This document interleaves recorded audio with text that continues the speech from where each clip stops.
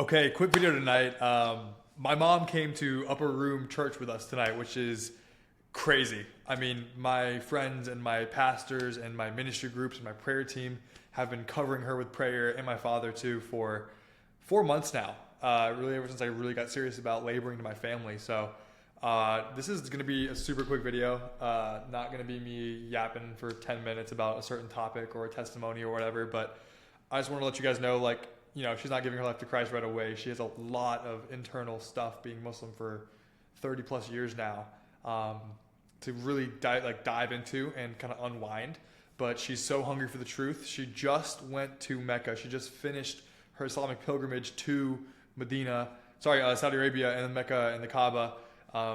And she felt spiritually alive there, but she still was so hungry, and she felt the religious spirits of Islam. Like, why am I circling 7 times? Why am I running between mountains? Why is everything here so rushed? Where's the connection? Where's the love? Where's the fruit? Where's the transformation? Where's the spiritual testimony? It felt like an obligation rather than a spiritual calling for her to go there. And so she was very open to coming to Easter with me. And she, of course, we go to Upper Room, which, if you guys know anything about the Christian church scene, Upper Room is a phenomenal church. And I just wanted to come on here and just document this. I keep looking at my laptop here just to make sure I'm still recording. But it's truly a blessing. So just please, guys, keep covering her in prayer. We decompressed for almost 2 hours after the fact. We went to get sushi. She took me out for sushi for Easter.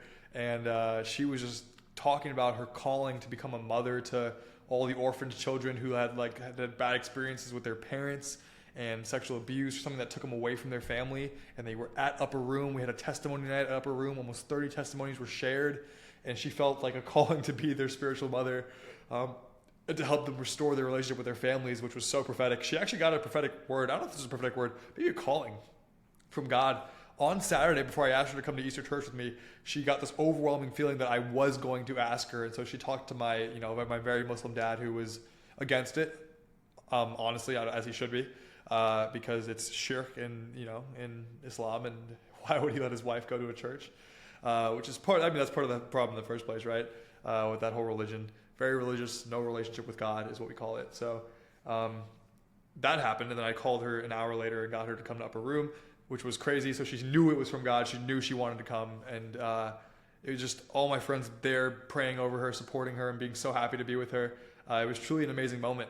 And so I just wanted to come on here, be super casual, cordial. I just wanted this documented for my own use, honestly, because today was a day that after 5 years of me becoming Christian and laboring and trying to teach my family this stuff, she was the first one in my family to step foot in church. And that is a testimony of itself. So I'm excited to grow this channel. I committed to a video a day, so follow along for the ride. It's going to be a blast. But I'm so excited to really do this and go big with you guys. If I can be full-time apologetics ministry, bringing people to Christ, I would be so happy. So I'm going to see where God takes this. He's given me some insane stories in my life. I've done every worldly thing out there, tried so hard to be so many different religions. And of course, it all led to the way, the truth, and the life. So praise the Lamb.